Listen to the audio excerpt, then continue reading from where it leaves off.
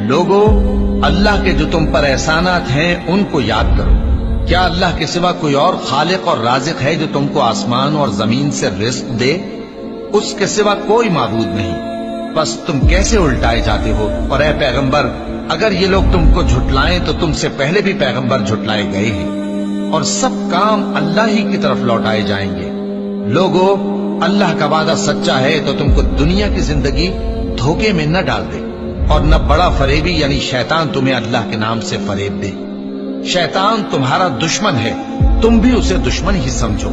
وہ اپنے پیروں کے گروہ کو بلاتا ہے تاکہ وہ دوزخ والوں میں ہو جائیں۔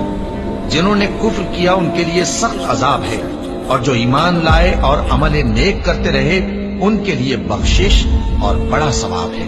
بھلا جس شخص کو اس کے اعمال بد آراستہ کر کے دکھائے جائیں اور وہ ان کو عمدہ سمجھنے لگے، تو کیا وہ نیکوکار آدمی جیسا ہو سکتا ہے؟ بے شک اللہ جس کو چاہتا ہے گمراہ رہنے دیتا ہے، اور جس کو چاہتا ہے ہدایت دیتا ہے۔ تو ان لوگوں پر افسوس کر کر کے تمہارا دم نہ نکل جائے۔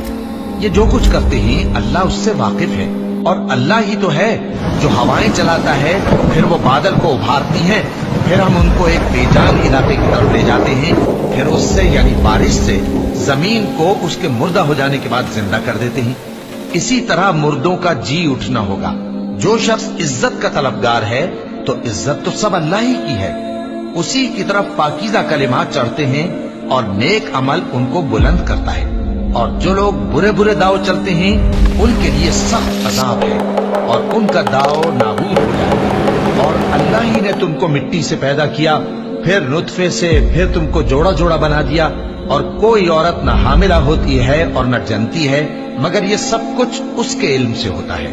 اور نہ کسی بڑی عمر والے کو عمر زیادہ دی جاتی ہے اور نہ اس کی عمر کم کی جاتی ہے، مگر سب کچھ کتاب میں لکھا ہوا ہے۔